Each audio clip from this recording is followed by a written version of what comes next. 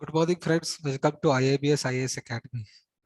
दोस्तों, जैसा कि आपको पता है कि आज प्रीलिम्स का एग्जाम है, यूपीएससी का प्रीलिम्स एग्जाम 2021 का। ठीक है, जो सुबह का पेपर हो चुका है, जीएस पेपर। ठीक है, तो दोस्तों अभी हम इस क्लास में जीएस पेपर डिस्कस करेंगे, जो क्वेश्चंस पूछा गया है डिफरेंट डिफरेंट सब्जेक्ट के बारे में। ठीक है, और इस क्लास में हम डिस्कस करेंगे जो यूपीएससी प्रीलिम्स एग्जाम 2021 का, जो आज सुबह 10 अक्टूबर 2021 को हुआ है, उसमें पूछे गए हिस्ट्री के क्वेश्चन। ठीक है, हिस्ट्री के क्वेश्चन, हिस्ट्री में एंशिएंट हिस्ट्री के क्वेश्चन भी पूछा गया है, मिडिवल हिस्ट्री के क्वेश्चंस भी पूछा गया और मॉडर्न हिस्ट्री के क्वेश्चंस भी पूछा गया।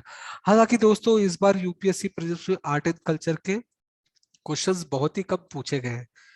ठीक है, ज्यादातर क्वेश्चंस एंशिएंट हिस्ट्री और मॉडर्न हिस्ट्री से पूछे गए। तो चलिए, ठीक है, डिस्कस करते हैं दोस्तों कि कौन कौन सा क्वेश्चंस, हिस्ट्री के क्वेश्चंस और आर्ट के क्वेश्चंस इस साल के प्रीलिम्स एग्जाम में पूछा गया है। और दोस्तों, मैं आपको बता दूं कि 20 क्वेश्चन के आसपास, और मुझे प्रीलिम्स जीएस पेपर की अगर हम बात करेंगे तो 100 क्वेश्चंस रहते हैं, 100 में से 20 क्वेश्चंस के आसपास हिस्ट्री और आर्ट्स के क्वेश्चंस पूछे गए हैं। ठीक है, तो काफी ज्यादा वेटेज मिला है इस साल हिस्ट्री और आर्ट्स के, आर्ट एंड कल्चर के सब्जेक्ट्स में। ठीक है दोस्तों, तो चलिए हम डिस्कस करते हैं पहले क्वेश्चन के बारे में। ठीक है, तो पहला क्वेश्चन ये पूछा गया दोस्तों कि एंशिएंट इंडिया, अगर एंशिएंट की इंडिया की हम बात करते हैं, ठीक है, एंशिएंट हिस्ट्री की इंडिया की हम बात करते हैं, तो भावभूति हो गया, हस्तिमल्ला और शेमेश्वरा, ये जो तीन जाने माने दो पर्सनालिटी थे एंशिएंट इंडिया में। ठीक है, उनका प्रोफेशन क्या था, वो किस चीज से रिलेटेड थे? तो क्वेश्चन ये है, Bhavabhuti, Hastimalla and Kshemeshvara were famous for what? ठीक है, तो अगर हम ऑप्शन में देखा जाए, क्या वो जैन मंक्स थे, क्या वो प्ले राइटर थे, क्या वो टेम्पल आर्किटेक्चर थे, क्या वो फिलोसोफर थे? ठीक है दोस्तों, अगर हम भावभूति जी की बात किया जाए, तो भावभूति जी के अगर बारे में अगर बात किया जाए, तो वो बहुत ही फेमस राइटर थे, बहुत ही फेमस राइटर थे। उन्होंने बहुत सारे प्ले लिखे, बहुत सारे प्ले लिखे संस्कृत में। ठीक है, संस्कृत में बहुत सारे प्ले लिखे हैं, और उनके जो प्लेस है वो जितने भी नाटक उन्होंने लिखे हैं, वो कालिदास जी के समान माने जाते हैं। ठीक है, तो भावभूति जी का हमें पता चल गया कि वो एक प्ले राइटर थे। हस्तिमल्ला जी के बारे में जानते हैं, हस्तिमल्ला जी और शेमेश्वरा, अगर हम दोनों की बात करा जाए, तो ये दोनों कन्नड़ा पोएट थे, कन्नड़ा राइटर।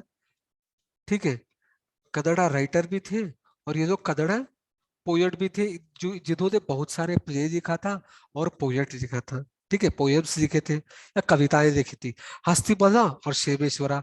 और ये दोनों होयसाला डायनेस्टी, जो कि कर्नाटका में रूल करते थे, होयसाला डायनेस्टी, उसी डायनेस्टी के ये पोएट और प्ले राइटर थे। तो दोस्तों, अगर हम पहले क्वेश्चन की बात किया जाए, जो बताया गया था कि भावभूति, हस्तिमल्ला और शेमेश्वरा ये किसके लिए जाने जाते, तो जैन मंक्स तो थे ही नहीं, और ना ही टेम्पल आर्किटेक्चर, और ना ही फिलोसोफर, वो थे प्ले राइटर। तो दोस्तों, इस क्वेश्चन का आंसर होगा प्ले राइटर, ऑप्शन बी। ठीक है दोस्तों, तो ये था पहले क्वेश्चन के बारे में। चलिए हम दूसरा क्वेश्चन डिस्कस करते हैं। अगर हम दूसरे क्वेश्चन की बात करते हैं, तो ये दूसरा क्वेश्चन दिया गया मॉडर्न हिस्ट्री से, ये क्वेश्चन दिया गया मॉडर्न हिस्ट्री से। ठीक है, और मॉडर्न हिस्ट्री में ब्रिटिश एडमिनिस्ट्रेशन के टॉपिक से यह क्वेश्चन दिया गया। अगर हम ब्रिटिश एडमिनिस्ट्रेशन की बात करते हैं इंडिपेंडेंस से पहले की, तो बहुत सारे एक्ट पास हुए हैं, जैसा 1773 से लेकर 1947 तक ब्रिटिश पार्लियामेंट ने बहुत सारे एक्ट पास किए। उन्हीं में से एक फेमस एक्ट था जिसको कहा जाता है गवर्नमेंट ऑफ इंडिया एक्ट 1919, और उसको पॉपुलरली कहा जाता है माउंटेगू चेम्सफोर्ड रिफॉर्म्स। ठीक है दोस्तों, गवर्नमेंट ऑफ इंडिया एक्ट 1919 को पॉपुलरली, या दूसरा नाम अगर मैं कहूँ तो उसे कहा जाता है माउंटेगू और चेम्सफोर्ड रिफॉर्म्स। ठीक है, तो ये क्वेश्चन उसी एक्ट के बारे में पूछा गया, गवर्नमेंट ऑफ इंडिया एक्ट 1919 के बारे में। तो चलिए दोस्तों, क्वेश्चन को जानते हैं। तो पहले क्वेश्चन में दो स्टेटमेंट दिए गए हैं। ठीक है, और पहला स्टेटमेंट ये दिया गया है कि मॉन्टेगू चेम्सफोर्ड रिफॉर्म्स जो 1990 थे, उन्होंने रिकमेंडेड दिया था कि इंडिपेंडेंस से पहले जितने भी महिलाएं हैं, ठीक है, जितने भी महिलाएं जो 21 साल से ऊपर के, उन सभी को वोटिंग का अधिकार दिया गया था। ठीक है, ये स्टेटमेंट में ये पूछता है दोस्तों कि मॉन्टेगू चेम्सफोर्ड रिफॉर्म जो है, ठीक है, 1919 का या 1919 का, क्या उस एक्ट के द्वारा सभी महिलाएं जो 21 साल से ज्यादा हो उनको वोटिंग राइट्स का अधिकार दिया गया था? ये स्टेटमेंट बिल्कुल गलत है दोस्तों। ठीक है, क्योंकि उस समय वोटिंग अधिकार दिया नहीं गया था महिलाओं को। और दूसरा स्टेटमेंट की अगर मैं बात करूं तो वो तुरंत 1919 एक्ट के बाद का एक्ट होता है, जो कि गवर्नमेंट ऑफ इंडिया एक्ट 1935। तो दोस्तों ये सेकंड स्टेटमेंट ये कहता है कि government of India act 1935 gave reservation to the women. क्या? गवर्नमेंट ऑफ इंडिया एक्ट 1935, ठीक है, वुमेन्स को रिजर्वेशन प्रोवाइड करता है, reservation of seat in the legislature. यानी ये सेकंड स्टेटमेंट ये कहता है कि गवर्नमेंट ऑफ इंडिया एक्ट 1935 के द्वारा क्या महिलाओं को और या महिलाओं के लिए सीट रिजर्व की गई थी लेजिस्लेचर में। ठीक है दोस्तों, तो ये स्टेटमेंट, तो इसका आंसर होगा सही जवाब। ठीक है, क्योंकि ये स्टेटमेंट बिल्कुल करेक्ट है दोस्तों, क्योंकि गवर्नमेंट ऑफ इंडिया 1935 के द्वारा वुमेन्स को रिजर्वेशन दिया गया था लेजिस्लेचर में, चाहे वो सेंट्रल लेजिस्लेचर हो या प्रोविंशियल या स्टेट लेजिस्लेचर की हम अगर हम बात करेंगे, तब वुमेन्स को रिजर्वेशन दिया गया था, उनका सीट रिजर्व किया गया था लेजिस्लेचर में, वो भी कम्युनल बेसिस के ऊपर, कम्युनल या कम्युनिटी बेसिस के ऊपर दिया गया था। तो अगर हम इस क्वेश्चन के आंसर के बारे में देखेंगे दोस्तों, तो जैसा कि मैंने ही कहा था पहले, ऑप्शन 1 इनकरेक्ट हो गया और ऑप्शन 2 करेक्ट है, तो इसका मतलब इस क्वेश्चन का आंसर होगा बी। ठीक है दोस्तों, ये रहा क्वेश्चन 2। चलिए हम क्वेश्चन 3 के बारे में डिस्कस करते हैं।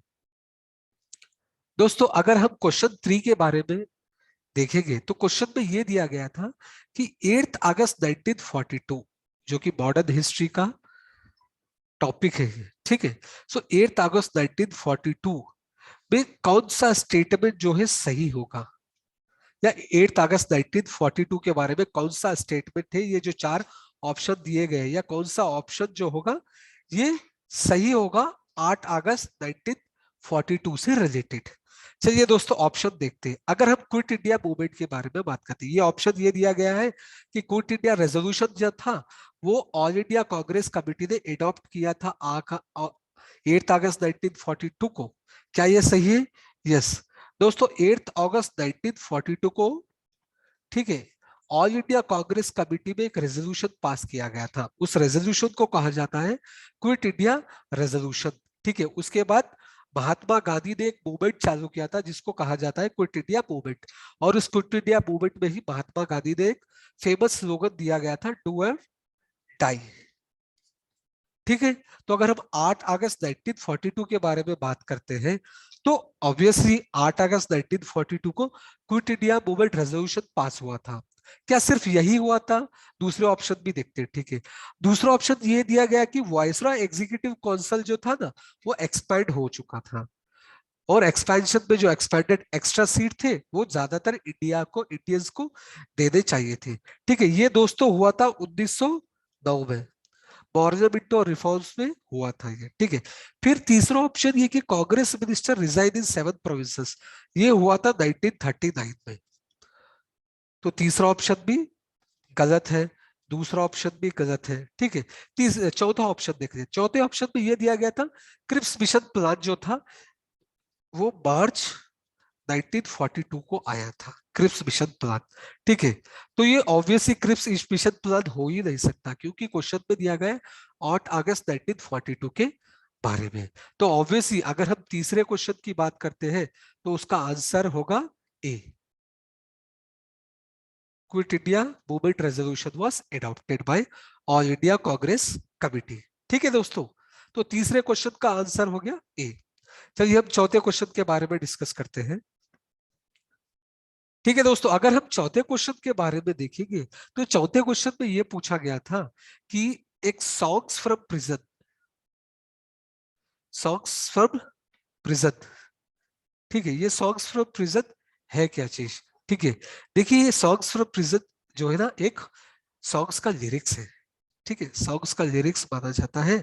और ये जो सॉन्ग्स के लिरिक्स थे वो कहाँ से लिए गए थे, ये सॉन्ग्स के लिरिक्स जो है ना एंशिएंट वैदिक टेक्स्ट से लिया गया था। वैदिक जो टेक्स्ट टेक्स्ट होता है, वेद या फिर जैसा कि हो गया वेद हो गया, ब्राह्मणास हो गया, ठीक है, उपनिषद हो गया, उन सारे वैदिक लिटरेचर से कुछ सेंटेंस लिए गए थे और उस सेंटेंस का सॉन्ग बना गया था। ठीक है, और उस सॉन्ग का टाइटल रखा गया था song from prison, song from prison. तो इस क्वेश्चन में ये बताया गया कि ये जो सॉन्ग फ्रॉम प्रिजन है वो किससे रिलेटेड होगा। तो ऑप्शन देखते हैं, क्या वो बाल गंगाधर तिलक से रिलेटेड है, क्या वो जवाहरलाल नेहरू से रिलेटेड है, क्या वो महात्मा गांधी से रिलेटेड है, क्या वो सरोजनी नायडू से रिलेटेड है। तो दोस्तों मैं ये बता दूं कि इस क्वेश्चन का आंसर होगा महात्मा गांधी, क्योंकि महात्मा गांधी जब 1930 में येरावड़ी जेल में थे, पुणे, पुणे में जब वो येरावड़ी जेल में थे तब उन्होंने ये सॉन्ग्स लिखे थे, सॉन्ग फ्रॉम प्रिजन। ठीक है दोस्तों, तो फोर्थ क्वेश्चन का आंसर हो गया महात्मा गांधी।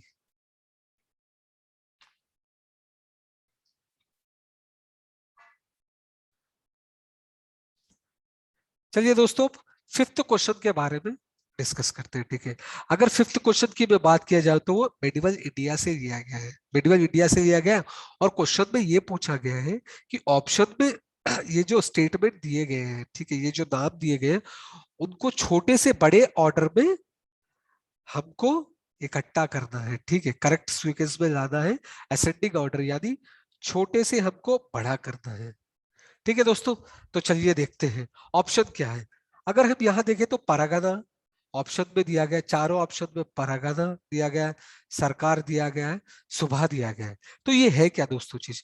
अगर हम मेडिवल हिस्ट्री में मुगल एडमिनिस्ट्रेशन की बात करते हैं, ठीक है, मुगल एम्पायर की अगर हम बात करेंगे तो मुगल एम्पायर में बहुत सारे डिवीजन थे। ठीक है, मुगल एम्पायर डिवाइडेड था प्रोविंसेस में और प्रोविंसेस को कहा जाता था सुबह।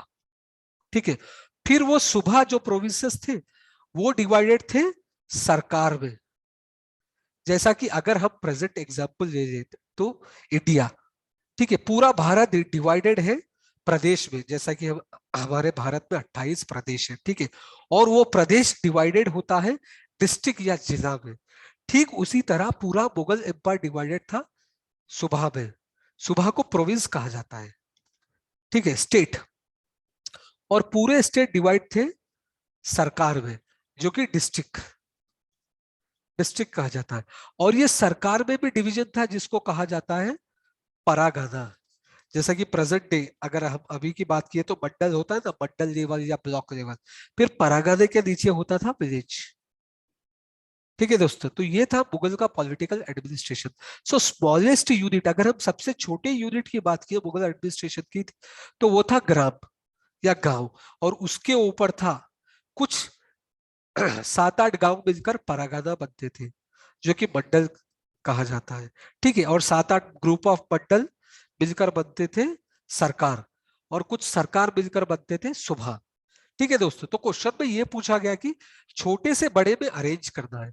तो अगर हम छोटे से बड़े की बात किया जाए तो यहाँ तो विलेज का ऑप्शन दिया नहीं है, दिया नहीं गया, या गांव या ग्राम का ऑप्शन दिया नहीं गया, तो यहाँ परागना है। तो सबसे छोटा यूनिट जो है वो परागना है। परागना के बाद का होता है सरकार, सरकार के बाद का है सुबह।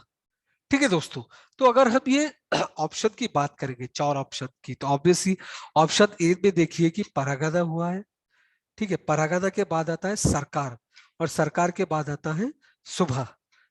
ठीक है दोस्तों, तो ऑप्शन ए करेक्ट होगा। दूसरे ऑप्शन भी देख लीजिए, क्या सरकार सबसे छोटा है, ये गलत होगा। क्या सुबह सबसे छोटा है, ये भी गलत होगा। क्या परगाना सबसे छोटा है, हाँ, परगाना के बाद आता है सरकार, ना कि सुबह। तो ऑप्शन डी भी गलत होगा। तो इसका फिफ्थ क्वेश्चन का सही आंसर होगा ऑप्शन ए। ठीक है दोस्तों, फिर दोस्तों चलिए सिक्स क्वेश्चन के बारे में डिस्कस करते हैं। अगर हम सिक्स क्वेश्चन के बारे में देखा जाए तो ये क्वेश्चन मॉडर्न हिस्ट्री से रिलेटेड है। मॉडर्न हिस्ट्री से रिलेटेड है और ये क्वेश्चन रिलेटेड है बेथुन स्कूल से, बेथुन स्कूल से। ठीक है, तो अगर हम बेथुन स्कूल की बात किया जाए तो ये बेथुन स्कूल का फाउंडर जो थे वो थे जॉन बेथुन, जॉन बेथुन। ठीक है, जॉन बेथुन थे जो हिंदू फीमेल स्कूल के फाउंडर थे। ठीक है, उन्होंने फाउंड किया था 1849 में। फिर दोस्तों क्या हुआ था, कुछ एलिगेशंस के चलते हुए 1856 में सरकार ने क्या किया ना, हिंदू फीमेल स्कूल को अपने अंडर में ले लिया है। ठीक है, 1858 में, और उसका नाम चेंज कर दिया है बेथुन फीमेल स्कूल। जो बेथुन फीमेल स्कूल का पिछला नाम था हिंदू फीमेल स्कूल, जिसको जॉन बेथुन ने एस्टैब्लिश किया था। फिर बाद में 1858 में वो स्कूल को सरकार ने अपने अंडर ले लिया और सरकार ने नाम चेंज किया था। ठीक है, from Hindu female school to Bethune female school. ठीक है दोस्तों, तो क्वेश्चन में ये पूछा गया कि इन चार ऑप्शंस में से विच ऑफ द फॉलोइंग, यानी ये चार जो पर्सनालिटी है, ये चार पर्सनालिटी में से ऐसे कौन से पर्सनालिटी है जो बेथुन स्कूल के सेक्रेटरी रह चुके हैं। ठीक है दोस्तों, तो ये क्वेश्चन है। तो क्वेश्चन बड़ा ही आसान है दोस्तों, जैसे कि मैंने पहले ही कहा था कि 1856 में इस स्कूल का नाम बदलकर बेथुन स्कूल किया गया था, और ये बेथुन स्कूल के कमिटी ने डिसाइड किया गया था 1856 में कि ईश्वर चंद्र विद्यासागर इस स्कूल के सेक्रेटरी होंगे। ठीक है दोस्तों, तो अगर हम क्वेश्चन 6 की बात करेंगे तो इसका सही उत्तर होगा ईश्वर चंद्र विद्यासागर। ईश्वर चंद्र विद्यासागर 1856 में बेतुल फीमेल स्कूल कमेटी के द्वारा सेक्रेटरी अपॉइंट किए गए थे। ठीक है दोस्तों, तो ये रहा 6th क्वेश्चन। चलिए हम 7th क्वेश्चन के बारे में डिस्कस करते हैं। ठीक है, तो 7th क्वेश्चन की अगर हम बात करें तो ये मॉडर्न हिस्ट्री से ही है क्वेश्चन, मॉडर्न हिस्ट्री से क्वेश्चन है। ठीक है, और अगर 7th क्वेश्चन की अगर बात करें तो यहाँ कुछ नाम दिए गए, जैसा नवाज खान, ठीक है, प्रेम कुमार सहगल, गुरबख्श सिंह डिजरत। ठीक है, ये 7th क्वेश्चन में ये कुछ नाम दिए गए और क्वेश्चन में पूछा गया है कि नवाज खान, प्रेम कुमार सहगल और गुरबख्श सिंह ये किस इंसिडेंट से रिलेटेड थे, या ये कौन थे, और ये किस चीज के लिए याद किए जाते थे, ये किस चीज के लिए याद किए जाते थे। ठीक है, तो ऑप्शन देखते हैं दोस्तों। क्या ये स्वदेशी और बॉयकॉट मूवमेंट के लीडर थे? क्या ये member of the interim government के मेंबर्स थे? ठीक है, क्या ये member of the drafting committee of the constitute assembly के मेंबर थे? क्या ये आईएनए के ऑफिसर थे? ठीक है दोस्तों, तो चलिए हम इसका आंसर देखते हैं। तो दोस्तों, अगर ये क्वेश्चन की अगर हम बात की जाए तो एक फेमस ट्रायल होता है आईएनए ट्रायल, और उसे पॉपुलरली कहा जाता है red fort trial, red fort trial. ठीक है, तो 1945 के बाद, 1945 के बाद आईएनए इंडियन नेशनल आर्मी, ठीक है, जिसकी स्थापना की थी रसबिहारी बोस और सुभाष चंद्र बोस ने, और सुभाष चंद्र बोस इस आर्मी के हेड थे। ठीक है, 1945 के बाद क्या हुआ, रसबिहारी बोस का देहांत हो गया और सुभाष चंद्र बोस का पता नहीं था, सुभाष चंद्र बोस का पता नहीं था, और आईएनए के जितने भी सोल्जर थे, ठीक है, वो ब्रिटिश सोल्जर द्वारा पकड़ लिए गए थे। ठीक है, और उन्हें रेड फोर्ट में रखा गया था, और रेड फोर्ट में रखा गया था, और 1945 से 1946 के बीच में बहुत सारे सोल्जर्स का कोर्ट मार्शल किया गया था। ठीक है, और उन सोल्जर्स में से जो सीनियर सोल्जर थे, जो काफी मशहूर थे, वो थे नवाज खान, प्रेम कुमार सहगल और गुरबख्श सिंह। तो दोस्तों, अगर हम इस क्वेश्चन का आंसर देखेंगे तो इस क्वेश्चन का आंसर होगा डी, क्योंकि ये नवाज खान, प्रेम कुमार सहगल और गुरबख्श सिंह आईएनए के ऑफिसर्स थे। ठीक है दोस्तों, चलिए दोस्तों फिर 8th क्वेश्चन के बारे में डिस्कस करते हैं। ठीक है, अगर हम 8th क्वेश्चन के बारे में डिस्कस करेंगे दोस्तों, तो ये क्वेश्चन दिया गया है मेडिवल हिस्ट्री के बारे में, और, और ये क्वेश्चन में बहुत सारे स्टेटमेंट दिए गए हैं, और ये क्वेश्चन में पूछा गया है कि कौन सा स्टेटमेंट सही है।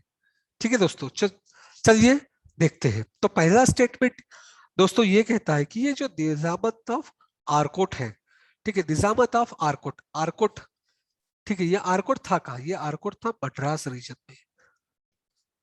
ठीक है, मद्रास रीजन में था। तो ये स्टेटमेंट ये दिया गया था कि Nizamat of Arcot emerge out of Hyderabad state. क्या ये निजामत आरकोट जो राज्य था वो हैदराबाद स्टेट से बना था? क्या ये स्टेटमेंट सही है? तो दोस्तों मैं ये बता दूं ये स्टेटमेंट बिल्कुल सही है।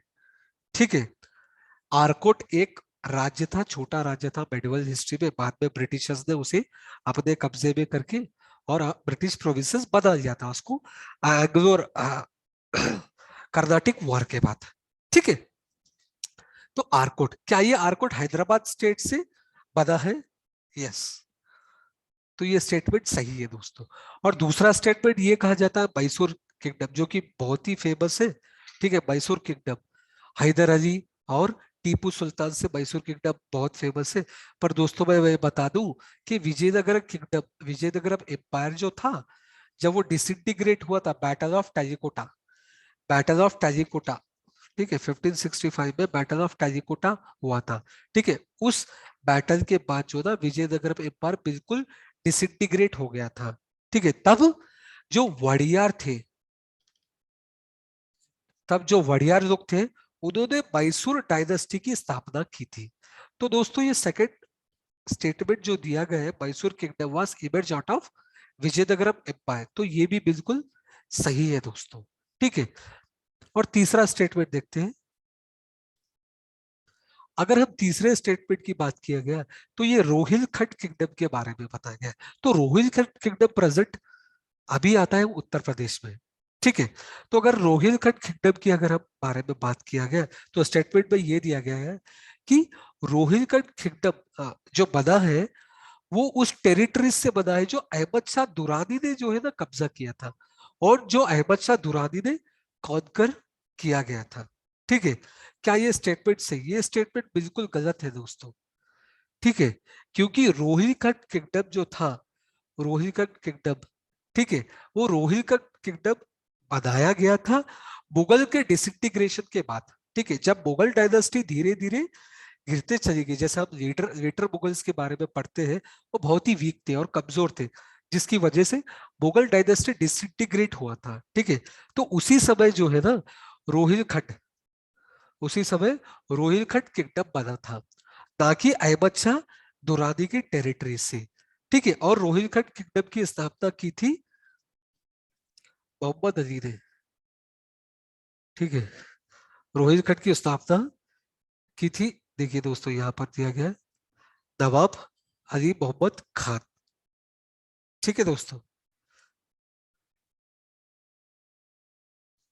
और मोहम्मद अली और नवाब अली मोहम्मद खान ने ही स्थापना की थी रोहिल्ला डायनेस्टी की, रोहिल्ला डायनेस्टी की। ठीक है, तो ये था एट्थ क्वेश्चन। अगर हम देखा जाए दोस्तों तो फर्स्ट स्टेटमेंट हाँ सही है, दूसरा स्टेटमेंट हाँ सही है। क्या तीसरा स्टेटमेंट सही है? नहीं, तीसरा स्टेटमेंट गलत है। तो अगर हम ऑप्शन में देखा जाए दोस्तों तो इसका आंसर होगा 1 और 2, जो कि ए। सो एट्थ का आंसर होगा 1 और 2, ऑप्शन ए। ठीक है दोस्तों, चलिए दोस्तों नाइन्थ का क्वेश्चन देखते हैं या नौवां क्वेश्चन देखते हैं। ये है आर्ट एंड कल्चर के बारे में। ठीक है, और आर्ट एंड कल्चर, ये क्वेश्चन रिलेटेड है आर्ट एंड कल्चर से। तो इसमें चार ऑप्शन दिए गए और हमें ये जानना है कि कौन सा ऑप्शन सही है। तो चलिए देखते हैं। अजंता केव्स, दोस्तों अजंता और एलोरा केव्स बहुत ही फेमस केव है। ये महाराष्ट्र में औरंगाबाद डिस्ट्रिक्ट में लोकेटेड है। ठीक है, तो स्टेटमेंट ये दिया गया है कि अजंता और एलोरा केव्स जो है वो जो वाघोरा रिवर है उस पर स्थित है। क्या ये स्टेटमेंट सही है? तो ये दोस्तों ये स्टेटमेंट बिल्कुल भी सही है। ठीक है, अजंता और एलोरा केव्स जो है ना वो औरंगाबाद डिस्ट्रिक्ट में, और औरंगाबाद डिस्ट्रिक्ट में वारों का वाघोरा नदी के पास में है। ठीक है, जो बिल्कुल हॉर्स शू के शेप में है, ऐसे ये जो शेप होता है ना, ये जो अजंता और एलोरा केव्स बनाए गए हैं ये हॉर्स शू के शेप में बनाए गए हैं, और वाघोरा नदी इसके पास से बहती है।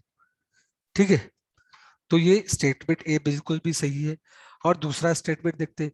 क्या सांची स्तूपा चंबल रिवर के ऊपर, जॉर्ज के ऊपर है? बिल्कुल गलत, ये हो ही नहीं सकता, क्योंकि सांची स्तूपा हिल टॉप पे माना जाता है, हिली रीजन पे, हिल रीजन में होता है, ना कि एक नदी के पास।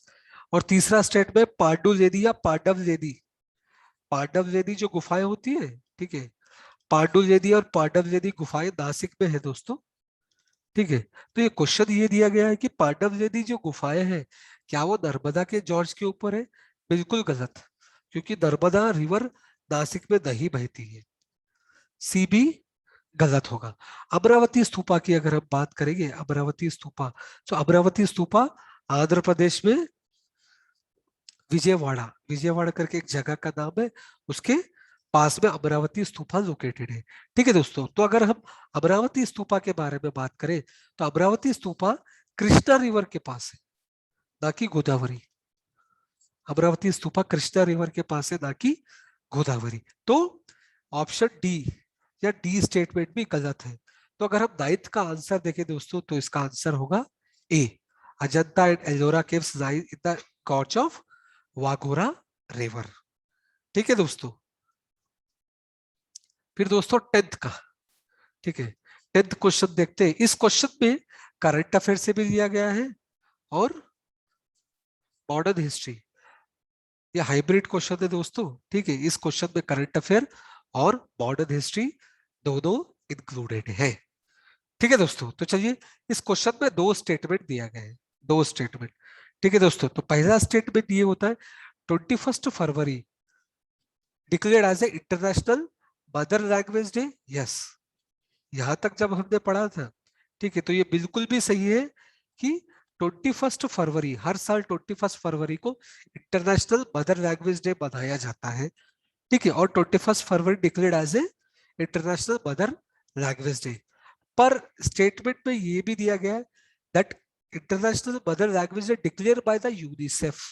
क्या ये यूनिसेफ ने घोषित किया गया है कि हर साल 21 फरवरी को हमें इंटरनेशनल मदर लैंग्वेज डे मनाना है? बिल्कुल भी नहीं दोस्तों। ठीक है, ये यूनिसेफ ने नहीं, ये तो यूनेस्को ने दिया है। ठीक है, यूनेस्को ने डिक्लेयर किया गया है कि हर साल 21 फरवरी को, ठीक है, इंटरनेशनल मदर लैंग्वेज डे मनाया जाएगा। तो स्टेटमेंट ए बिल्कुल भी गलत है दोस्तों। ठीक है, स्टेटमेंट टू देखते हैं। स्टेटमेंट टू में यह कहा गया है कि जो पाकिस्तान का कॉन्स्टिट्यूएंट असेंबली था, पाकिस्तान का कॉन्स्टिट्यूएंट असेंबली विभाजन और आजादी के बाद बना था दोस्तों। ठीक है, constituent assembly of Pakistan was formed after independence. ठीक है, तो ये स्टेटमेंट में ये दिया गया था कि कॉन्स्टिट्यूएंट असेंबली क्या किया था पाकिस्तान के लिए? कॉन्स्टिट्यूएंट असेंबली पाकिस्तान के लिए संविधान बनाया था, जैसा हमने इंडिया में भी पढ़ा है ना, कॉन्स्टिट्यूएंट असेंबली जैसा भारत के लिए भी था, ठीक उसी प्रकार का एक कॉन्स्टिट्यूएंट असेंबली पाकिस्तान के लिए भी था। सेपरेट नहीं था दोस्तों। जो कॉन्स्टिट्यूएंट असेंबली आजादी से पहले बना था, वही कॉन्स्टिट्यूएंट असेंबली विभाजन के बाद बढ़ गया था। ठीक है, तो यहाँ पर क्वेश्चन दिया गया है कि वो जो कॉन्स्टिट्यूएंट असेंबली में ये डिमांड किया गया, ये मांग की गई थी कि बांग्ला भी नेशनल लैंग्वेज होना चाहिए पाकिस्तान का। क्या ये स्टेटमेंट सही है दोस्तों? तो ये स्टेटमेंट बिल्कुल सही है दोस्तों। ठीक है, कैसे सही है चलिए देखते हैं। अगर हम कॉन्स्टिट्यूंसी की बात की जाए, कॉन्स्टिट्यूंट असेंबली ऑफ पाकिस्तान का, तो इसका एक सेशन था 28 फरवरी 1948 को। ठीक है, तो उस सेशन में ये डिसाइडेड किया गया था कि ये ऑप्शन दिया गया था कि उर्दू और इंग्लिश लैंग्वेज मानी जाएगी। ठीक है, कहा पाकिस्तान में। फिर ईस्ट पाकिस्तान जो था, प्रेजेंट बांग्लादेश, ठीक है, वहां के एक मेंबर थे बहुत ही फेमस, ठीक है, फ्रीडम फाइटर धीरेन्द्र नाथ दत्ता। धीरेन्द्र नाथ दत्ता कौन थे? धीरेन्द्र नाथ दत्ता ईस्ट पाकिस्तान कांग्रेस पार्टी के एक सदस्य थे। ईस्ट पाकिस्तान कांग्रेस पार्टी के एक सदस्य थे, जिन्होंने एक मोशन जो है ना इंट्रोड्यूस किया था, मूव किया था, और उन्होंने ये डिमांड किया गया था कि बांग्ला भी एक नेशनल लैंग्वेज होना चाहिए पाकिस्तान का। ठीक है दोस्तों, तो अगर हम सेकंड स्टेटमेंट की बात करेंगे दोस्तों, तो सेकंड स्टेटमेंट बिल्कुल भी सही है। ठीक है, तो अगर हम 10th क्वेश्चन की बात करेंगे तो फर्स्ट स्टेटमेंट गलत है और दूसरा स्टेटमेंट सही है। तो इसका आंसर होगा दोस्तों आंसर बी। ठीक है, चलिए नेक्स्ट क्वेश्चन में देखते हैं। ठीक है, तो नेक्स्ट क्वेश्चन दोस्तों ये दिया गया आर्ट और कल्चर से रिलेटेड। दोस्तों ये करंट अफेयर का क्वेश्चन है, करंट अफेयर का क्वेश्चन है दोस्तों। ठीक है, तो ये क्वेश्चन करंट अफेयर से रिलेटेड है। हाल ही में एक न्यू पार्लियामेंट बन रहा है, न्यू पार्लियामेंट बन रहा है, ठीक है, तो उसको पॉपुलरली कहा जाता है vista project, central vista project, central vista project कहा जाता है, ठीक है। हाल ही में प्राइम मिनिस्टर नरेंद्र मोदी जब वो अमेरिका से लौटे थे, तब वो अचानक वहां जाकर उस प्रोजेक्ट का दायरा किया था, ठीक है, उस प्रोजेक्ट को मॉनिटर किया था, ठीक है दोस्तों। तो ये क्वेश्चन करंट अफेयर से रिलेटेड है दोस्तों। तो ये क्वेश्चन है 64 योगिनी मंदिर के बारे में। 64 योगिनी मंदिर मोरेना में लोकेटेड है। मोरेना कहाँ है? मध्य प्रदेश। मोरेना एक डिस्ट्रिक्ट है मध्य प्रदेश, जहां एक मंदिर है जिसका नाम है 64 योगिनी मंदिर, ठीक है। तो ये क्वेश्चन उसी के से रिलेटेड है। तो इस क्वेश्चन में 4 ऑप्शन दिए गए दोस्तों, और हमें ये जानना है कि कौन सा स्टेटमेंट सही है, ठीक है दोस्तों। तो चलिए पहला स्टेटमेंट देखते हैं। 64 योगिनी मंदिर जो है वो सर्कुलर टेम्पल है, हाँ सर्कुलर टेम्पल है, जो कि कच्चापा घाटा डायनेस्टी किसके द्वारा बना गया था, मतलब उस डायनेस्टी, जब वो डायनेस्टी रूल कर रहा था मध्य प्रदेश में, तभी वो मंदिर बना गया था, हाँ दोस्तों, ठीक है। अगर हम 64 योगिनी मंदिर के बारे में बात करते हैं, ठीक है, तो वो 8वीं सदी में बना गया था, जब मध्य प्रदेश में कच्चापा घाटा डायनेस्टी रूल करती थी। तो पहला स्टेटमेंट बिल्कुल सही है। अब दूसरा देखते हैं। 64 योगिनी इंडिया में बस एक ही मंदिर है जो सर्कुलर मंदिर है, बिल्कुल नहीं, गलत है दोस्तों। बहुत सारे मंदिर आपको मिल जाएंगे बिहार, मध्य प्रदेश और महाराष्ट्र में, जहां मंदिर जो है ना सर्कुलर टेम्पल है। Even Bengal also, West Bengal और बिहार में भी आपको कई सारे मंदिर मिल जाएंगे जो सर्कुलर और गोल शेप में हो। तो सेकंड स्टेटमेंट बिल्कुल भी गलत है, ठीक है। और तीसरा स्टेटमेंट देखते हैं दोस्तों। तो तीसरे स्टेटमेंट में ये बताया गया है कि जो 64 योगिनी मंदिर है, ठीक है, वो वैष्णव कल्ट को बिलोंग करती है। वैष्णव, वैष्णव कल्ट कौन होते हैं या वैष्णवास कौन होते हैं? वैष्णवास दोस्तों वो लोग होते हैं जो भगवान विष्णु का पूजा करते हैं, या उनके अवतार का पूजा करते हैं, या उनके अवतार को पूजते हैं, और उसी को सुप्रीम माना जाता है, ठीक है दोस्तों। जैसा भगवान राम हो गए, भगवान कृष्ण हो गए, या नरसिंह अवतार हो गया उनका, या वराह अवतार हो गया, ठीक है, ठीक है, जो उन्हें विष्णु को सुप्रीम मानते हैं, ठीक है, उस कल्ट को कहा जाता है वैष्णव कल्ट। तो दोस्तों नाम में ही ये लिखा है 64 योगिनी, यानी ये एक देवी का मंदिर है, यानी शक्ति, देवी का मंदिर है, और ये शक्ति कल्ट को प्रमोट करता है और ना कि वैष्णव कल्ट को। तो ये तीसरा बिल्कुल भी सही नहीं है, तीसरा स्टेटमेंट गलत है दोस्तों। और चौथा स्टेटमेंट, जैसा कि मैंने पहले ही कहा था कि एक नया पार्लियामेंट का बिल्डिंग बन रहा है, जिसका प्रोजेक्ट का नाम है सेंट्रल विस्टा प्रोजेक्ट, ठीक है। तो वो सेंट्रल विस्टा प्रोजेक्ट जो बिल्डिंग बन रहा है, ठीक है, वो जो बिल्डिंग का वो जो आकार है, जो शेप है, जो सर्कुलर शेप है, वो 64 योगिनी मंदिर से इंस्पायर है, ठीक है दोस्तों। तो ये रहा करंट अफेयर। तो क्या ये चौथा स्टेटमेंट सही है? यस दोस्तों, चौथा स्टेटमेंट बिल्कुल भी सही है। तो अगर हम 11वें क्वेश्चन के आंसर की बात करते हैं, तो सेकंड और थर्ड बोथ आर रॉन्ग, ठीक है। तो इसका आंसर होगा 1 and 4, that is option C, ठीक है दोस्तों। चलिए दोस्तों अब 12th क्वेश्चन डिस्कस करते हैं। अगर हम 12th क्वेश्चन की बात करते हैं, तो 12th क्वेश्चन दिया गया है एंशिएंट हिस्ट्री से, ठीक है। तो ये 12वें क्वेश्चन में ये पूछा गया कि एंशिएंट हिस्ट्री का एक ऐसा टाउन है, ठीक है, एक ऐसा टाउन है जो अपने वाटर हार्वेस्टिंग और वाटर मैनेजमेंट के लिए जाना जाता है, और जहां पर उस टाउन में बहुत सारे डैम्स है और केनाल्स भी जाते हैं, ठीक है, बहुत सारे डैम्स है और बहुत सारे केनाल से और बहुत सारे वाटर के चैनल से जो रिजर्वायर को कनेक्टेड है। वो कौन सा शहर है, ठीक है दोस्तों। तो ये था 12वां क्वेश्चन जो सुबह के प्रीलिम्स एग्जाम में पूछा गया, यूपीएससी 2021 के प्रीलिम्स एग्जाम में पूछा गया था कि ऐसा कौन सा एंशिएंट शहर है जहां पर बेस्ट वाटर हार्वेस्टिंग और वाटर मैनेजमेंट सिस्टम है, जहां बहुत सारे डैम्स है, जहां बहुत सारे वाटर चैनल्स है जो रिजर्वायर को कनेक्ट करते हैं। और ऑप्शन भी दिया गया है दोस्तों, धोलावीरा, कालीबंगन, राखीगढ़ और रोपर, ठीक है दोस्तों। तो ये 4 जो दिए गए वो आईवीसी के साइट है, आईवीसी, इंडस वैली सिविलाइजेशन के, ठीक है। तो अगर हम इंडस वैली सिविलाइजेशन की बात करें दोस्तों, काजी भगत राजस्थान में है, ठीक है, और राजस्थान ज्यादा नहीं जाता है वाटर हार्वेस्टिंग या डैम्स के लिए, ठीक है, काजी भगत साइड ज्यादा जाता है वहां पर एग्रीकल्चर के लिए, एग्रीकल्चर एविडेंस के लिए वहां ज्यादा जाता है। और फायर आल्टर्स यानी यज्ञ, जो हम यज्ञ करते हैं ना, यहाँ इस संक्षेप में मंदिर में देखा होगा आपने, यहाँ पर ऐसा यज्ञ करते हैं, उसके लिए काली भगत ज्यादा जाता है। और राखीगढ़ है हरियाणा में, ठीक है दोस्तों, राखीगढ़ हरियाणा में, और राखीगढ़ बिगेस्ट साइट है, अभी भी इसका एक्सकावेशन चल रहा है, ठीक है दोस्तों। तो राखीगढ़ हो गया और रोपर हो गया, राखीगढ़ और ओपर दो दो डैम से रिलेटेड नहीं है। हालांकि अगर हम ढोलावीरा की बात करेंगे तो ढोलावीरा में डैम भी है और रिजर्वायर भी है।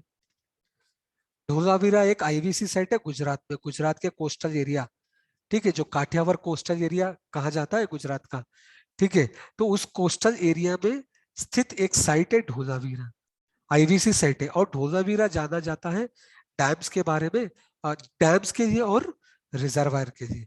तो 12वें क्वेश्चन का आंसर होगा दोस्तों ढोलावीरा, ठीक है।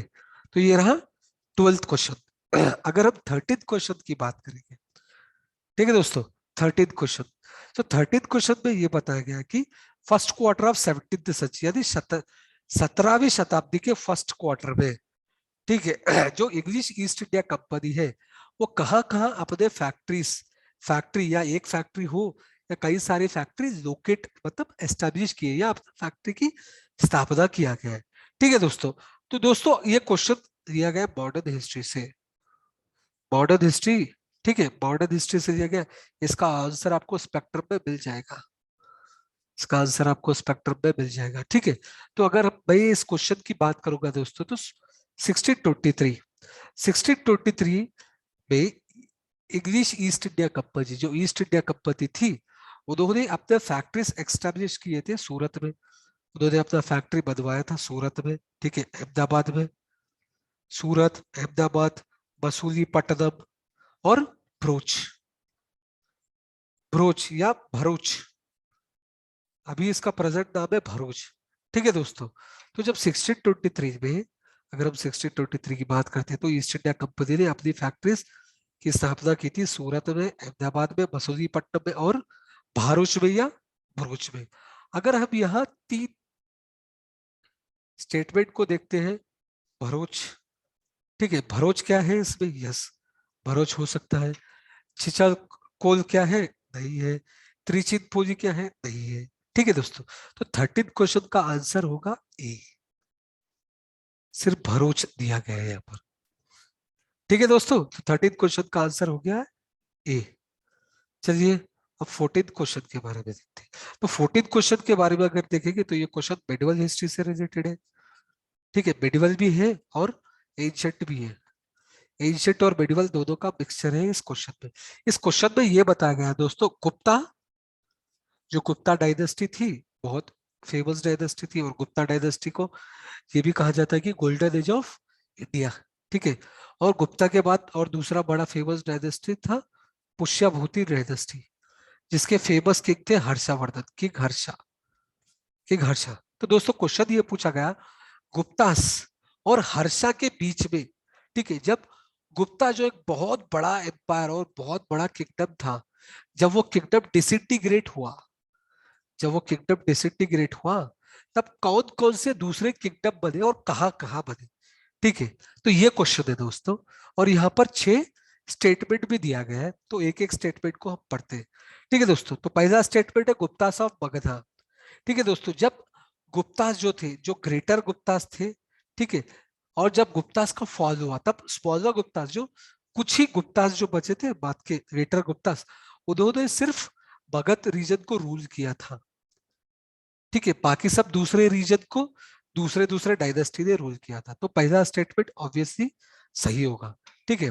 फिर परमारा ऑफ मालवा, अगर हम परमारा ऑफ मालवा की बात करते हैं तो ये था मेडिवल हिस्ट्री के बारे में जो 8वीं सदी में थी। तो ये क्वेश्चन 8वीं सदी का पूछे ही गया है, ये क्वेश्चन पूछा गया गुप्ता से हर्षवर्धन, यानी 3rd सेंचुरी से 7th सेंचुरी। तो ऑब्वियसली सेकंड ऑप्शन गलत होगा, ठीक है। तीसरा ऑप्शन पुष्यभूति ऑफ थानेसर, बिल्कुल सही। हर्षवर्धन जो थे वो पुष्यभूति डायनेस्टी से बिलोंग करते थे, तो उस समय वो डायनेस्टी थी। हाँ बिल्कुल भी सही। और उसके बाद ये चौथा पूछा गया कि बौखरी ऑफ कन्नौज। कन्नौज ये अभी उत्तर प्रदेश में है दोस्तों, ठीक है। तो जब गुप्तास का किंगडम का फॉल हुआ तब कन्नौज में जो है ना बौखरी डायनेस्टी रूल किया करते थे, ठीक है। तो ऑप्शन 4 स्टेटमेंट जो 4 है वो भी सही है। फिर देखते हैं कि यादवास ऑफ देवगिरी। देवगिरी ऑफ यादवास की अगर हम बात करें तो ये गुजरात और नॉर्थ ऑफ कर्नाटका सब पार्ट ऑफ महाराष्ट्र में भी रूल किए गए। और देवगिरी ऑफ यादवास की अगर हम बात करते हैं और या यादवास ऑफ देवगिरी, तो ये 13वीं सदी की थी, 13वीं सदी की। तो ऑब्वियसली क्वेश्चन पूछा गया गुप्ता से पुष्यभूत, यानी तीस, तीसरी सदी से 7वीं सदी। तो ऑब्वियसली 5 स्टेटमेंट हो ही नहीं सकता, ठीक है दोस्तों। और बैतरकास ऑफ वल्लभी, ठीक है। वल्लभी दोस्तों ये उत्तर प्रदेश और बिहार और सब पार्ट ऑफ मध्य प्रदेश में जाना जाता है, ठीक है। वहां पर एक रीजन था जिसे वल्लभी कहते हैं, स्मॉल किंगडम था, और उसको बैतरकास ने रूल किया था 7th सेंचुरी यानी 7वीं सदी के आसपास, ठीक है। तो दोस्तों 6th is A correct one. तो अगर हम इस क्वेश्चन के आंसर की बात किया जाए, ठीक है, तो पहला स्टेटमेंट सही है, दूसरा गलत है, तीसरा स्टेटमेंट सही है, चौथा स्टेटमेंट सही है, पांचवा गलत है और छठा सही है, ठीक है।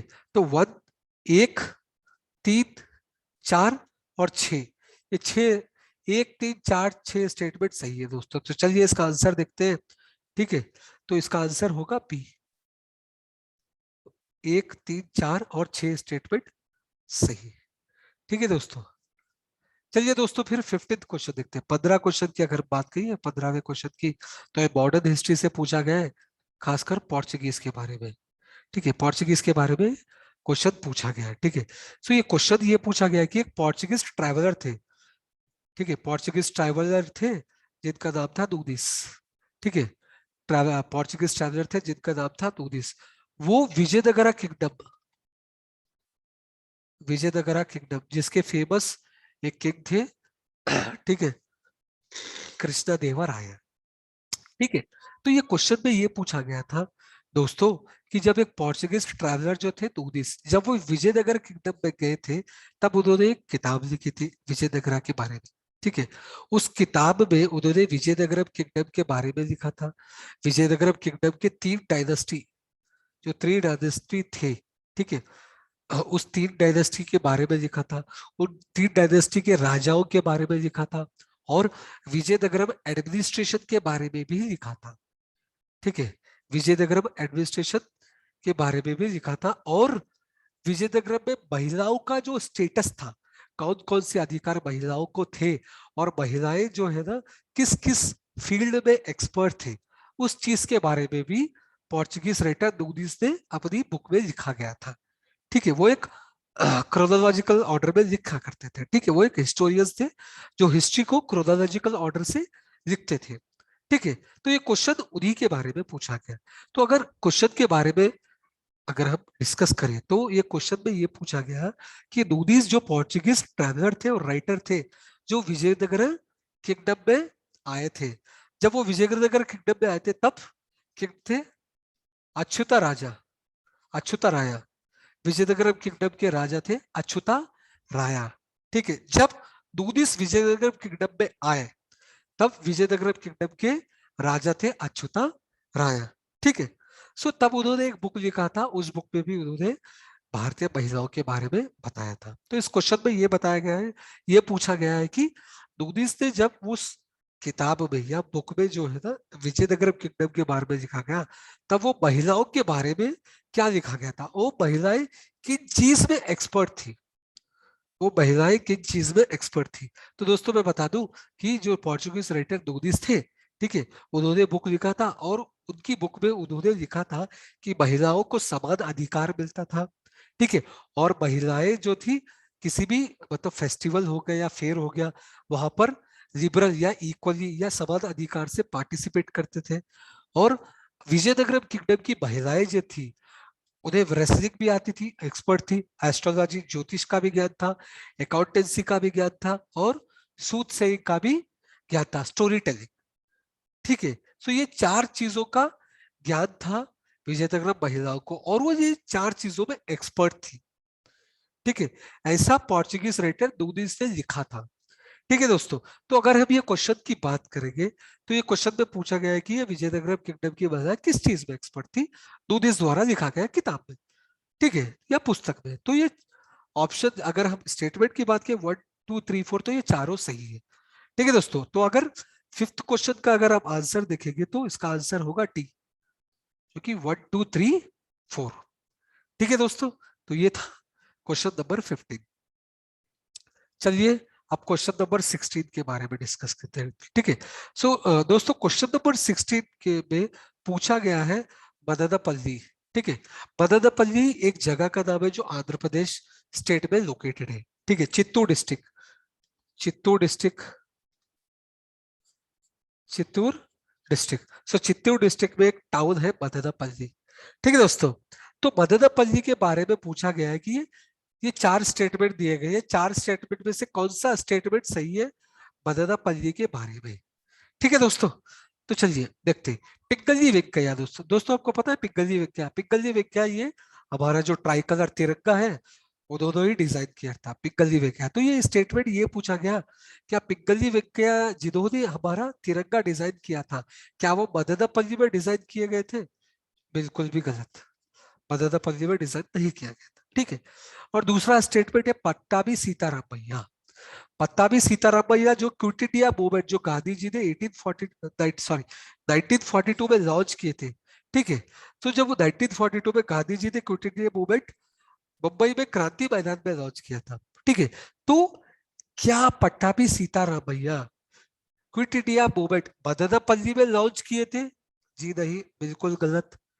ठीक है, ठीक है दोस्तों, और तीसरा स्टेटमेंट रविंद्रनाथ टैगोर, रविंद्रनाथ टैगोर जिनको जगत गुरु भी कहा जाता है और जो नोबेल प्राइज से भी सम्मानित है। ठीक है, रविंद्रनाथ टैगोर जिन्होंने हमारा नेशनल एंथम लिखा था जनगणा बड़ा। तो ये तीसरा स्टेटमेंट ये दिया गया दोस्तों, ये दिया गया दोस्तों रविंद्रनाथ टैगोर ने यहाँ पर जो हमारा नेशनल एंथम है जो ओरिजिनली बंगाली में लिखा गया था, वो बंगाली में लिखा गया था। क्या रविंद्रनाथ टैगोर ने, ठीक है, जो हमारा नेशनल एंथम जन गण मन बंगाली में लिखा गया था, क्या वो बंगाली से इंग्लिश में ट्रांसफर किया था मदनपल्ली में? ठीक है, ये थर्ड स्टेटमेंट दिया गया दोस्तों। तो दोस्तों मैं आपको ये बता दूं कि 1990 में, ठीक है, पहली बात तो रविंद्रनाथ टैगोर ने हमारा नेशनल एंथम लिखा था। ठीक है, और पहली बार हमारा नेशनल एंथम गाया गया था 27 दिसंबर 1911, 1911, 27 दिसंबर 1911 में पहली बार हमारा नेशनल एंथम जन गण मन गाया गया था, वो भी कलकत्ता में, कलकत्ता में आईएनसी सेशन में। ठीक है, और 1919 में, 1919 में, 1919 में रविंद्रनाथ टैगोर, जगत गुरु रविंद्रनाथ टैगोर ने मदनपल्ली जो आंध्र प्रदेश में एक टाउन है, ठीक है, वहां पर हमारा राष्ट्रीय सॉरी दिस नेशनल एंथम, ठीक है, नेशनल एंथम को बंगाली से इंग्लिश में ट्रांसफर किया था।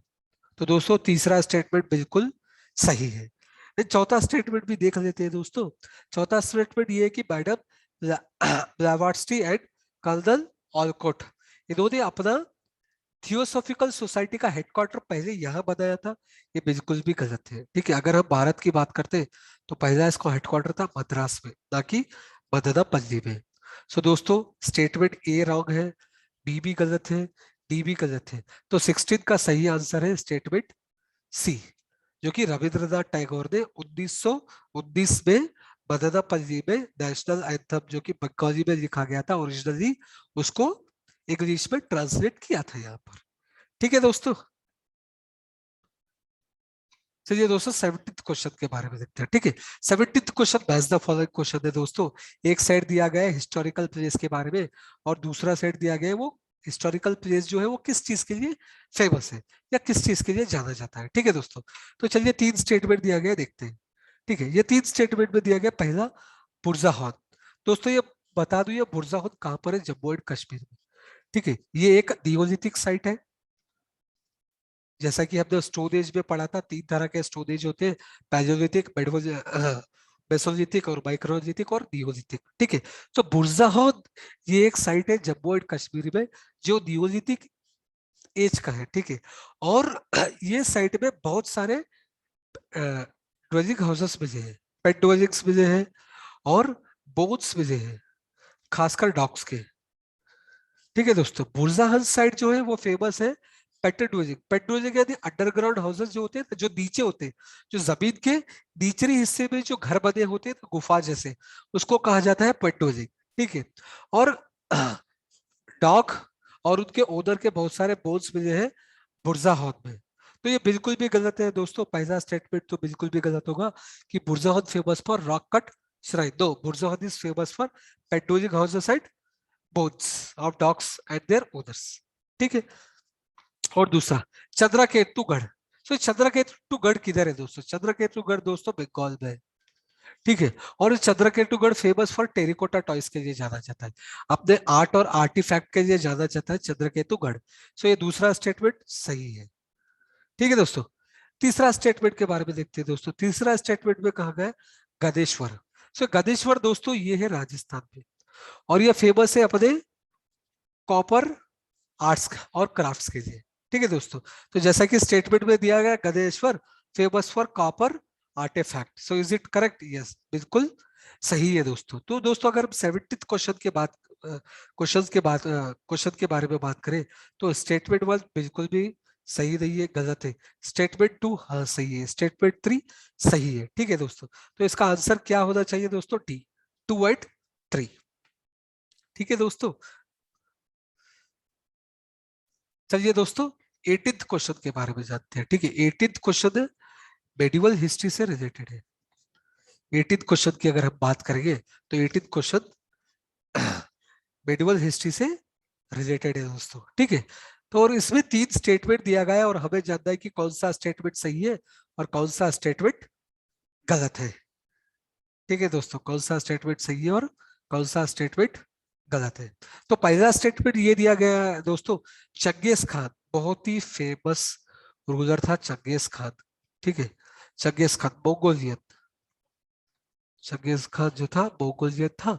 ठीक है, वो क्या पहले स्टेटमेंट में ये दिया गया था कि जब दिल्ली का सुल्तान इल्तुतमिश था तब चंगेज खान इंडस रिवर पर आया था, और क्या चंगेज खान इंडिया पे इन्वेड यानी हमला करने का सोच रहा था, क्योंकि एक ख्वाजरिन प्रिंस था, ख्वाजरिन प्रिंस था जो मंगोलिया से भागकर, ठीक है, हिंदुस्तान में छिपने के लिए आ गया था। ठीक है, हिंदुस्तान में छिपने के लिए आ गया था, क्या तभी चंगेज खान ने इंडिया पर हमला करने का सोचा था? ये स्टेटमेंट है। तो दोस्तों मैं आपको बता दूं, इल्तुतमिश, ठीक है, इल्तुतमिश दिल्ली सल्तनत के स्लेव डायनेस्टी जो होते हैं ना, स्लेव डायनेस्टी के एक दिल्ली सल्तनत के सुल्तान थे। ठीक है, कुतुबुद्दीन ऐबक के सदिन दामाद। ठीक है, जब इल्तुतमिश का राज था तब मंगोलियंस में चंगेज खान लीडर थे, मंगोलियन के लीडर थे चंगेज खान। तब उन्होंने मंगोलिया पर हमला किया था, मंगोलिया के कुछ पार्ट पर। तब ख्वाजारिन प्रिंस जो थे ना, ख्वाजारिन जो सेंट्रल एशिया का एक रीजन है, उस समय रीजन था, तब वो चंगेज खान ख्वाजारिन पर हमला किए। तब वहां का जो प्रिंस था वो भागकर इल्तुतमिश के पास आया था शरण मांगने के लिए। ठीक है, पर इल्तुतमिश ने शरण देने से मना कर दिया गया था, क्योंकि इल्तुतमिश को पता था अगर इल्तुतमिश ख्वाजारिन प्रिंस को शरण देगा तो चंगेज खान हिंदुस्तान पर हमला जरूर करेगा। अगर चंगेज खान हिंदुस्तान पर हमला करेगा तो वो इल्तुतमिश उसका जीत नहीं पाएगा उससे। ठीक है दोस्तों, तो पहला स्टेटमेंट बिल्कुल सही है। ठीक है दोस्तों, फिर दूसरा स्टेटमेंट देखते हैं। तो दूसरा स्टेटमेंट ये गया क्या, जब तुगलक डायनेस्टी दिल्ली सल्तनत में तुगलक डायनेस्टी का रूल था। ठीक है, तुगलक डायनेस्टी का रूल था तब तैमूर तैमूर अली खान बहुत फेमस जो है ना राजा थे दोस्तों, मुस्लिम रूलर थे तैमूर अली खान। ठीक है, तो ये सेकंड स्टेट में ये कहा गया, जब तैमूर खान ने, ठीक है, हिंदुस्तान पर हमला किया और मुल्तान को ऑक्युपाई किया और इंडस नदी को क्रॉस किया, इंडस नदी को जो है ना पार करे, पहले मुल्तान को अपने में कब्जे में लिया और इंडस नदी को पार कर कर हिंदुस्तान में आ रहा था, हिंदुस्तान की दहलीज पर था। तब क्या दिल्ली का राजा मोहम्मद बिन तुगलक था? ठीक है दोस्तों, ये सेकंड स्टेटमेंट है। तो सेकंड स्टेटमेंट दोस्तों बिल्कुल भी गलत है, बिल्कुल सही नहीं है, सेकंड स्टेटमेंट गलत है दोस्तों। ठीक है, क्योंकि जब तैमूर अली खां मुल्तान को अपने कब्जे में किया और वो इंडस नदी क्रॉस करके, ठीक है, हिंदुस्तान की दहलीज पर था, तब तुगलक डायनेस्टी का किंग था नदीर शाह। ठीक है दोस्तों, तब तुगलक डायनेस्टी का किंग जो था नसीरुद्दीन तुगलक, यहाँ देख सकते हैं आप, नसीरुद्दीन मोहम्मद तुगलक। ठीक है दोस्तों, तो सेकंड स्टेटमेंट बिल्कुल भी सही नहीं है, सेकंड स्टेटमेंट गलत है। और तीसरा स्टेटमेंट दोस्तों ये दिया गया कि जब वास्को डिगामा इंडिया आया था, ठीक है, वास्को डिगामा कब आया था? 17 मई 1498 को वास्को डिगामा आया था। कहां पर? कैलीकट। तब केरला के राजा थे जैबोरिन, जब केरला के हिंदू राजा थे जैबोरिन, ठीक है। तब बट ये स्टेटमेंट, ये जो स्टेटमेंट है, तीसरा स्टेटमेंट ये दिया गया कि जब वास्को डिगामा इंडिया में आए थे, तब विजयनगरम एम्पायर के राजा क्या देवराया टू थे? क्या देवराया टू थे? ठीक है। तो दोस्तों मैं बता दूं, जब वास्को डिगामा आया था 1498 में इंडिया में, तब विजयनगरम किंगडम के जो राजा थे, ठीक है, वो थे इम्माड़ी नरसिम्हा। इम्माड़ी नरसिम्हा विजयनगरम किंगडम के राजा थे, ना कि देवराया टू। सो स्टेटमेंट 3 भी गलत है दोस्तों। ठीक है दोस्तों, तो चलिए इस 18 क्वेश्चन का आंसर देखते हैं दोस्तों। सो अगर हम 18वें क्वेश्चन का आंसर देखेंगे दोस्तों, पहला स्टेटमेंट बिल्कुल सही, दूसरा गलत, तीसरा गलत, तो ऑप्शन ई। ठीक है दोस्तों, चलिए 19th क्वेश्चन के बारे में देखते हैं। सो 19th क्वेश्चन के सेठ फ्रांसिस जेवियर के बारे में है दोस्तों। ये फ्रांसिस जेवियर कौन थे? ठीक है दोस्तों, ये फ्रांसिस जेवियर एक फादर ही थे, फादर ही थे, जो रोमन कैथोलिक को प्रमोट करते थे। क्रिश्चियंस में भी दो माने जाते हैं, दो सेक्ट होता है, एक प्रोटेस्टेंट होता है, दूसरा रोमन कैथोलिक। ठीक है, तो ये जो फ्रेंस जेवियर फ्रांसिस जो थे, वो दोनों एक ऑर्डर की स्थापना की थी, जिसको कहा जाता है जीसूट ऑर्डर, जीसूट ऑर्डर। ठीक है, तो ये स्टेटमेंट में ये दिया गया कि क्या सेंट फ्रांसिस जेवियर एक फाउंडिंग मेंबर थे जीसूट ऑर्डर के? यस। जीसूट ऑर्डर जो था, ये ऑर्डर 7 लोगों ने इसकी स्थापना की थी, उसमें से एक थे फ्रांसिस जेवियर। तो ये स्टेटमेंट 1 बिल्कुल सही है दोस्तों। और स्टेटमेंट 2 ये पूछा गया था कि सेंट फ्रांसिस जेवियर क्या वो गोवा में मरे थे? बिल्कुल गलत है दोस्तों, वो चाइना में मरे थे। सेंट फ्रांसिस जेवियर वो चाइना में मरे थे। ठीक है, तो ऑप्शन, सॉरी, स्टेटमेंट 2 हो गया आपका बिल्कुल गलत। ठीक है, स्टेटमेंट 3 क्या ये सही है? बिल्कुल सही है दोस्तों। ठीक है, गोवा में आज भी एक फेस्ट सेलिब्रेट किया जाता है हर साल, हर साल ये एक फेस्ट सेलिब्रेट किया जाता है जो सेंट फ्रांसिस जेवियर को डेडिकेटेड है। ठीक है दोस्तों, तो चलिए इस क्वेश्चन का आंसर देखते हैं। फर्स्ट स्टेटमेंट सही है, दूसरा स्टेटमेंट गलत है, और तीसरा स्टेटमेंट सही है। तो इसका आंसर होगा दोस्तों सी। ठीक है दोस्तों, तो ये रहा क्वेश्चन नंबर 19। चलिए दोस्तों अब क्वेश्चन नंबर 20 पर डिस्कस करते हैं। ठीक है, क्वेश्चन नंबर 20 दोस्तों ये एंशिएंट हिस्ट्री के बुक से दिया गया है। ठीक है, एंशिएंट हिस्ट्री के बुक से दिया गया है। ठीक है दोस्तों, तो इस क्वेश्चन में दो बुक्स के बारे में बताया गया है। एक बुक का नाम है मिताक्षरा और दूसरी बुक्स का नाम है दयाभागा। मिताक्षरा और दयाभागा, ये दोनों बुक हिंदू लॉ के बारे में है। ये दोनों बुक हिंदू, दोनों बुक्स जो है, जो ये दोनों किताब और पुस्तक जो है हिंदू लॉ के बारे में। जो हिंदू लॉ, जो फैमिली लॉ हो जो होता है ना, प्रॉपर्टी, जायदाद, जायदाद या प्रॉपर्टी के बारे में बताया गया है इस दोनों पुस्तक में, मिताक्षरा और दयाभागा। ठीक है दोस्तों, तो जानते हैं मिताक्षरा और दयाभागा जो है, ये सभी को एक समान अप्लीकेबल था, इक्वली अप्लीकेबल था। ठीक है, मिताक्षरा जो होता था ये वेस्ट बंगाल और आसाम में फॉलो होता था, वेस्ट बंगाल और आसाम में मिताक्षरा फॉलो होता था। ठीक है, और दयाभागा का जो सिविल लॉ था वो पूरे भारत में फॉलो होता था, वेस्ट बंगाल और आसाम को छोड़कर। ठीक है दोस्तों, तो अगर हम ये फर्स्ट स्टेटमेंट की बात किया जाए यहाँ पर, इस क्वेश्चन का फर्स्ट स्टेटमेंट में ये दिया गया था कि मिताक्षरा एक सिविल लॉ है, यस है, जो कि सिर्फ अपर कास्ट के लिए है, गलत है। ठीक है।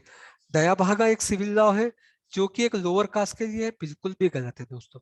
मिताक्षरा और दयाभागा सिविल लॉ है, पर ये एक समान है सबके लिए। ठीक है, ना ही ये स्पेसिफिकली या सिर्फ अपर या लोअर कास्ट के लिए नहीं है। तो ये स्टेटमेंट 1 गलत हो गया दोस्तों। ठीक है, फिर स्टेटमेंट 2 देखते हैं। स्टेटमेंट 2 में ये दिखा गया कि मिताक्षरा, मिताक्षरा में ऐसा लिखा गया है कि ये जो बेटा है, जो बेटा है, ठीक है, बेटा अपने बाप से जायदाद मांग सकता है बाप के जिंदा रहते। बेटा, ठीक है, ये मिताक्षरा में ये स्टेटमेंट में ये दिया गया है कि बेटे का अधिकार है बाप के जायदाद पर बाप के जिंदा रहते। ठीक है, ये मिताक्षरा में दिया गया है। क्या ये सही है? तो मैं दोस्तों आपको बता दूं कि मिताक्षरा में ऐसा लिखा गया है कि बाप जब जिंदा है, ठीक है, बाप तब तक जिंदा है, और जिंदा होने जिंदा, जब बाप जिंदा हो और बाप मर जाए, ठीक है, तब भी बेटे का जो है ना बाप के जायदाद पे पूर्ण रूप से अधिकार है। ठीक है, चाहे बाप जिंदा हो या चाहे बाप या मर जाए या बाप के मरने के बाद। तो ये आधा स्टेटमेंट जो हमने पढ़ा ना मिताक्षरा के बारे में, ठीक है, ये बिल्कुल सही है। तो मिताक्षरा में ये लिखा गया है कि बेटे को अपने बाप की जायदाद पे अधिकार है बाप के जिंदा होते हुए।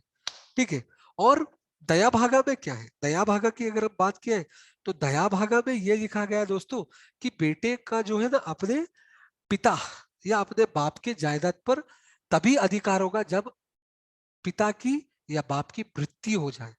मृत्यु से पहले बेटे का बाप की जायदाद पर कोई अधिकार नहीं। तो अगर हम सेकंड स्टेटमेंट की बात करते हैं दोस्तों, तो ये सेकंड स्टेटमेंट बिल्कुल करेक्ट है। ठीक है दोस्तों, तो चलिए थर्ड स्टेटमेंट की बात करते हैं। अगर थर्ड स्टेटमेंट की अगर बात करेंगे तो इसमें यह लिखा गया है कि मिताक्षरा में जो है ना, मिताक्षरा, मिताक्षरा में एक तो प्रॉपर्टी के बारे में बताया गया जैसा कि मैंने पहले ही कहा गया। ठीक है, तो मिताक्षरा में क्या सिर्फ मेल मेंबर्स के बारे में ही बताया गया है, और दया भागा में बोथ मेल एंड फीमेल के बारे में ही बताया गया, या मेल और फीमेल के अधिकार के बारे में बताया गया है। ठीक है दोस्तों, तो दोस्तों मैं आपको बता दूं मिताक्षरा, ठीक है, मिताक्षरा में ये लिखा गया है कि मिताक्षरा एक जो सिविल लॉ है, हिंदू सिविल लॉ बुक, ठीक है, उसमें ये बताया गया कि सद को अपने फादर के प्रॉपर्टी पर पूर्ण अधिकार है। ठीक है, पूर्ण अधिकार है फादर के मरने के बाद, और डॉटर को कोई अधिकार नहीं है। हाँ, अगर फादर अपना विल लिखता है तो डॉटर को वही मिलेगा जो विल में लिखा है। अगर फादर अपना वसीयत नहीं लिखता है तो डॉटर को कुछ नहीं मिलेगा, यानी बेटी को कुछ नहीं मिलेगा। ठीक है, तो ये अगर हम पहला स्टेटमेंट मिताक्षरा के बारे में बात करेंगे तो मिताक्षरा सन और डॉटर यानी बेटा और बेटी दोनों के बारे में बताता है। ठीक है, तो यहाँ पर दिया गया क्या सिर्फ वो मेल मेंबर या क्या सिर्फ बेटे के बारे में बताया गया? नहीं, बिल्कुल गलत। ठीक है दोस्तों, और दया भागा में ये बताया गया है कि एक पिता की प्रॉपर्टी में, ठीक है, सन और डॉटर यानी बेटा और बेटी का पूर्ण रूप से समान अधिकार बताया गया है। ठीक है, पिता के मरने के बाद अगर पिता ने कोई वसीयत ना लिखी हो तब, ठीक है, जो पिता की प्रॉपर्टी होती है उस पर बेटे का और बेटी का समान अधिकार होगा। तो क्या ये स्टेटमेंट अगर हम नया भागा के बारे में पढ़ेंगे तो हाँ, it is related to both male and female. But Mitakshara के बारे में अगर हम बात करेंगे तो ये भी सन और daughter both male and female के बारे में रिलेटेड है, पर ये क्वेश्चन में ये दिया गया कि ओनली मेल मेंबर, जो कि ये गलत है। ठीक है दोस्तों, तो थर्ड स्टेटमेंट गलत है। अगर हम 20 का आंसर देखेंगे दोस्तों, ठीक है, अगर हम 20 का आंसर देखेंगे तो पहला स्टेटमेंट गलत हो गया, दूसरा स्टेटमेंट बिल्कुल सही, और तीसरा स्टेटमेंट गलत। तो 20 का आंसर होगा दोस्तों सेकंड, बी, इज 2 ओनली। ठीक है दोस्तों, तो ठीक है दोस्तों, तो ये रहा था हिस्ट्री के क्वेश्चंस जो यूपीएससी के प्रीलिम्स में पूछे गए थे, जो सुबह जो मॉर्निंग एग्जाम हुआ था 2021 का, ठीक है, प्रीलिम्स एग्जाम, उसी में पूछे गए थे हिस्ट्री और आर्ट एंड कल्चर के क्वेश्चंस। ठीक है दोस्तों, अगर आपको वीडियो अच्छा लगा तो लाइक्स, सब्सक्राइब और कमेंट जरूर कीजिए। ठीक है दोस्तों, धन्यवाद, थैंक यू।